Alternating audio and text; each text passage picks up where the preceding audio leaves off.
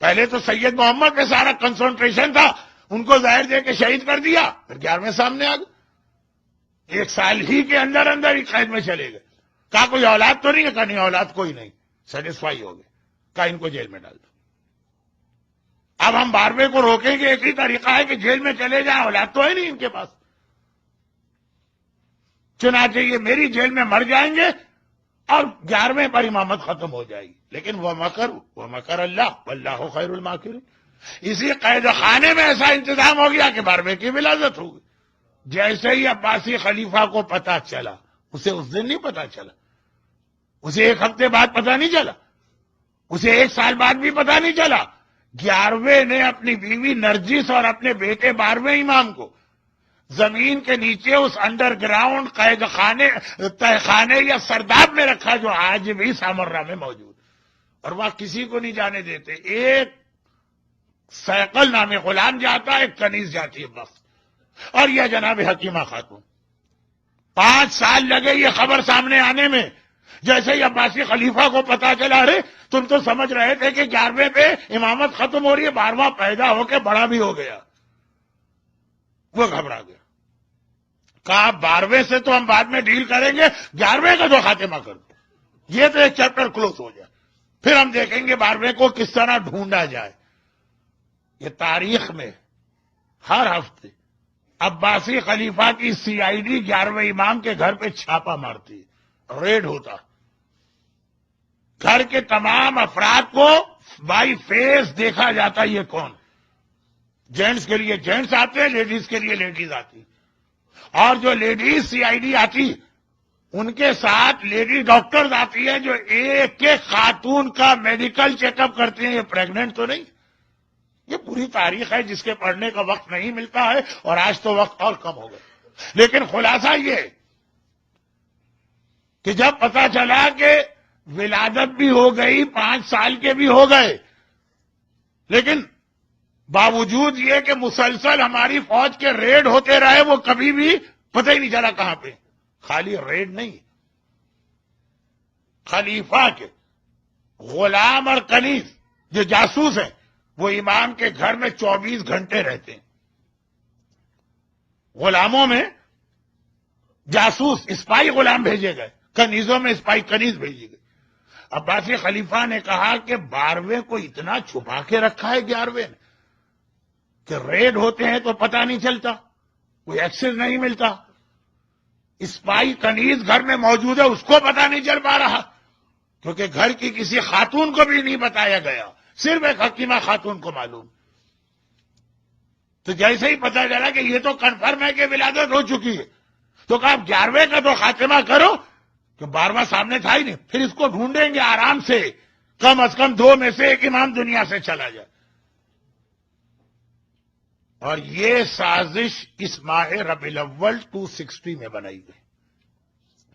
امام آلریڈی قید خانے میں ہی ہیں، آزاد نہیں ہیں، لیکن کہا کہ قید خانے میں ان کا خاتمہ کر دو، جس پرپس سے ہم نے رکھا تھا وہ پرپس ہی فیل ہو گیا، کہ نہ ان کی اولاد ہوگی نہ 12واں پیدا ہوگا، تو پیدا ہو گئے۔ اگر 12ویں مل جاتے فوراً تو 11ویں کو شاید وہ شہید بھی نہیں کرتے، کہ اصل ٹارگٹ 12واں تھا، 12ویں تو مل کے نہیں دے رہے۔ چنانچہ 11ویں کو شہید کیا گیا، اور اس شہادت کا ایک مقصد یہ تھا کہ کوئی بھی جوان اور غیرت مند بیٹا اپنے باپ کی میت کو دیکھ کر تو اپنے آپ کو نہیں چھپا سکے۔ دیکھیے ون آف دا پرپز یہ بھی ہے کہ اس میت کو دیکھ کر ایک مرتبہ 12واں غیبت سے نکل کے آ جائے۔ کوئی غیرت مند بیٹا یہ برداشت نہیں کر سکتا، چاہے وہ امام ہی کیوں نہ ہو۔ چنانچہ کربلا میں بھی ہم نے سنا جب حسین نے کہا حل من ناصر ینصرنا، بیمار سجاد غشی کے عالم میں ایک دم اٹھے، تلوار لے کے باہر نکلے، حسین نے آواز دی زینب سجاد کو روک لینا۔ اور یہاں بھی یہ سنا کہ 11واں امام جب پردہ غیبت اس قید میں تھا اور زہر دیا گیا، 12واں تڑپ کے باہر آ گیا تھا، جو اس طرح سے اپنی غیبت میں تھا، اپنے آپ کو 5 سال سے چھپا کے رکھا، تڑپ کے باہر آیا، 11ویں نے واپس بھیجا، بیٹا جاؤ پردہ غیبت میں چلے جاؤ۔ عباسی حکمران کا ایک مقصد یہ بھی تھا کہ غیرت مند امام کا غیرت مند بیٹا ہے، غیرت مند فاطمہ کا غیرت مند وارث ہے. 11ویں کو زہر دے کے شہید کرو تاکہ جب 11ویں کا جنازہ اٹھے گا تو اس وقت یقیناً وہ تڑپ کے آئے گا اور گرفتار کر لینا. اور عزاداروں 12ویں کی گرفتاری کے لیے ماہ ربیع الاول کی شروع تاریخ میں 11ویں کو زہر دیا گیا. امام حسن کو 2 ہی حسن ہیں ہمارے پاس، یا حسن مجتبی یا حسن عسکری. حسن مجتبی کو وہ زہر دیا گیا جس نے ایک لمحے میں کلیجہ ٹکڑے ٹکڑے کر دیا. چند لمحوں میں حسن مجتبی دنیا سے چلے گئے. حسن عسکری کو ایسا زہر نہیں دیا گیا. حسن عسکری کو وہ زہر، دیکھیے تاریخ ہے جو بہت کم لوگوں کو معلوم. حسن عسکری کو وہ زہر دیا گیا جو آہستہ آہستہ اثر دکھا رہا. کیوں؟ کیونکہ مقصد 11ویں امام کے زہر سے زیادہ مقصد تھا 12ویں کو غیبت سے باہر لانا. باپ بیمار ہے، بستر پہ گر گیا، بیٹا حالت دیکھ رہا ہے، روز بروز حالت خراب ہوتی جا رہی ہے.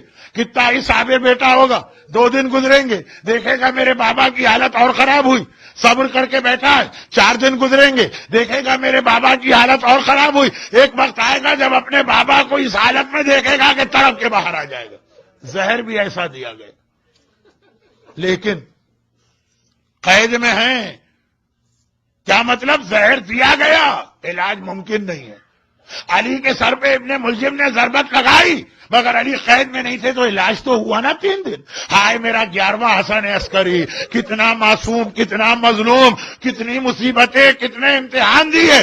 زہر ایسا دیا جا رہا کہ اچانک موت نہ ہونے پائے. آہستہ آہستہ بدن کٹتا چلا جائے. کچھ چیزیں بیان کرنے سے نہیں واضح ہوتی ہے، سوچنے سے واضح ہوتی ہے. اور ساتھ میں علاج ممکن نہیں ہے کیونکہ ظالم کی قید میں ہے. میرا 11واں امام 5 ربیع الاول کی تاریخ کو اتنا کمزور ہو گیا کہ بستر سے اٹھنے کی طاقت نہ رہی، اپنی نماز بستر پہ بیٹھ کے پڑھی. بہت آرام سے آپ نے سن لیا. اہل بیت کے گھرانے میں بستر پہ بیٹھ کے نماز پڑھنا قیامت کے برابر. زینب کبریٰ نے زندان شام میں سنت نماز بیٹھ کے پڑھی ہے تو سجاد کو یقین نہیں آ رہا، جبکہ 11واں تو بہرحال امام ہے اور واجب نماز بستر پہ بیٹھ کے پڑھ رہا. فاطمہ زہرا تک کی یہ حالت تھی کہ جب نماز کا وقت آتا تھا اگرچہ بستر سے اٹھنے کی طاقت نہیں لیکن بستر پہ اٹھتی تھی. ہاں، ایک ہاتھ دیوار پہ رکھتی تھی، دوسرے ہاتھ سے ٹوٹی ہوئی پسلیوں کو سنبھالتی تھی. ٹوٹی ہوئی پسلیوں کو سنبھال کے رسول کی بیٹی فاطمہ مصلی پہ جا کے نماز پوری پڑھتی. مگر ہائے میرا 11واں امام اتنا کمزور ہے کہ اگر آپ اسے توہین نہ سمجھیں تو زینب کبریٰ اور فاطمہ زہرا کے مسائل سے بڑی مصیبت 11ویں امام پہ ہی گزر گئی کہ بستر پہ کھڑے ہونے کی طاقت نہ رہی. لیکن یہ 5 ربیع الاول کی حالت تھی. جب 7 ربیع الاول آئی اب بستر پر بیٹھ کے بھی نماز نہیں پڑھی جا سکتی، اب نماز لیٹ کے پڑھی جائے گی. اور آج کی رات ختم ہوئی، فجر کا وقت آیا، بستر پہ لیٹے لیٹے امام نے نماز پڑھی اور اس کے بعد ایک مرتبہ کہا اے میرے غلام سائیکل میں بہت پیاسا ہو، ذرا پانی لے کے آ جا. غلام پانی لایا. میرا 11واں امام پیاس کی فریاد کر رہا ہے. پانی بڑھایا گیا لیکن اس سے پہلے کہ یہ پانی ہونٹوں سے آگے بڑھے میرا 11واں امام بستر پہ گر پڑا. غلام سائیکل نے دیکھا ہائے میرا آقا مارا گیا، ہائے میرا مولا مارا گیا. اور کیوں نہ ہو، حسین کا وارث وہ پوتا ہے. اگر حسین پیاسے گئے، اگر عباس پیاسے گئے، اگر اکبر پیاسے گئے، حسن عسکری بھی اس دنیا سے پیاسے جائیں گے. امام زمانہ کو پیاسے شہیدوں کا انتقام لینا ہے، اپنے پیاسے دادا حسین کا بھی اور اپنے پیاسے بابا حسن عسکری کا بھی. لیکن روایت یہ ہے کہ جس وقت امام 11واں امام پانی پینا چاہتا ہے اور خش کھا کے بستر پہ گرا، ایک بار غیبت کا پردہ ہٹا کے بے چین و بے قرار ہو کے میرا امام زمانہ باہر آ گیا۔ 11ویں نے اس حالت میں بھی ایک بار دیکھا، کہا بیٹا واپس چلا جا، تیری غیبت حکم خدا ہے، ظالموں کے سامنے نہ آنا۔ اور اس کے بعد پھر ایک منزل ایسی آئی کہ وہاں تو 11واں امام برداشت نہ کر سکا۔ جب کل 8 ربیع الاول کو غسل دے دیا گیا، کفن پہنا دیا گیا، نماز کا وقت آیا، چچا جعفر آگے بڑھے نماز پڑھانے، یہ برداشت نہ ہوا امام زمانہ سے، غیبت کے پردے ہٹائے، چچا میرے بابا کا لاشا ہے، اپنے بابا کی نماز تو میں پڑھاؤں گا۔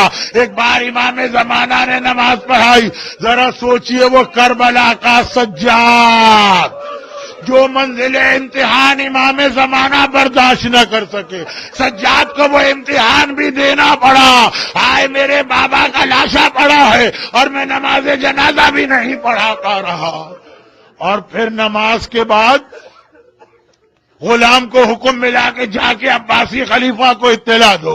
اب اگلے دن جنازہ تو بڑی شان سے اٹھا، تابوت تو بڑی شان سے لے جایا گیا، حکمران زہر دے کر خود بھی جنازے میں روتا ہوا شریک ہے۔ ایک بار سارا سامرہ آ گیا، ہر طرف آواز ہے، ہائے حسن عسکری مارے گئے، ہائے حسن عسکری مارے گئے، اور بڑی شان سے یہ تابوت سامرہ میں 10ویں امام کی زری کے قریب پہنچا، وہاں پہ میرا 11واں امام دفن کیا گیا۔ دیکھیں دنیا کا طریقہ کیا ہے، جس کی موت ہوتی ہے نا اس کے وارث کو پرسہ دیا جاتا ہے۔ آج 11ویں امام کا پرسہ سب سے پہلے ہم کس کو دیں؟ یقیناً 11ویں کا پرسہ رسول خدا کو دیں گے، یقیناً علی مرتضیٰ کو دیں گے، یقیناً فاطمہ زہرا کو دیں گے۔ شہزادی آپ کا ایک اور لال مارا گیا، لیکن سب سے پہلے تو امام زمانہ کو پرسہ دیں گے نا۔ اے میرے زمانے کے امام، آپ 5 سال کے ہیں اور آپ یتیم ہو گئے، آپ کا بابا مارا گیا، مگر آپ کی یتیمی اپنے ساتھ تماچے تو نہیں لائی نا۔ اے میرے زمانے کے امام، آپ یتیم ہو گئے مگر آپ کو یہ اطمینان تو رہا نا میرے بابا کا جنازہ اٹھا، لوگوں نے کندھا دیا، ہائے وہ جنازہ تو نہ تھا نا جو کربلا میں پڑا رہا۔ ارے امام زمانہ ہم سے پرسہ لیجئے، الغدیر کے حال کے یہ مومنین وہ مومنات آپ کو آپ کے بابا کا پرسہ دے رہے، لیکن جنازہ اٹھا، گھر والے بھی گئے جنازے کے ساتھ، خیریت کے ساتھ تو واپس آ گئے نا۔ ارے کربلا کی طرح کی حالت تو نہ تھی، کربلا والے لٹ پٹ کے مدینے آ رہے ہیں، لیکن کس طرح آ رہے؟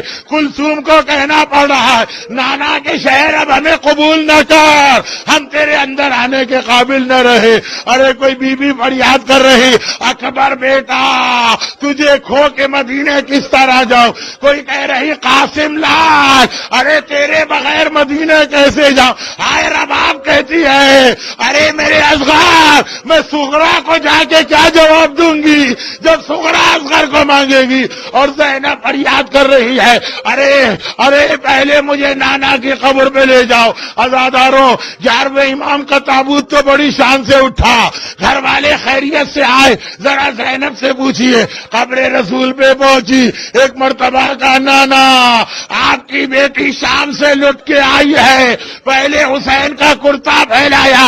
اے امام زمانہ آپ کے بابا حسن عسکری کا تو کرتا ایسا نہ تھا جو خون سے بھرا ہوا، تیروں اور نیزوں سے جگہ جگہ چھلنی۔ اور پھر کہا نانا ارے کاش میں تجھے یہ بھی بتا سکتی، پورے راستے اتنے کوڑے کھائے اب تک میری کمر زخمی ہے۔ ہائے میرا 11واں امام، ہائے میرا 11واں امام۔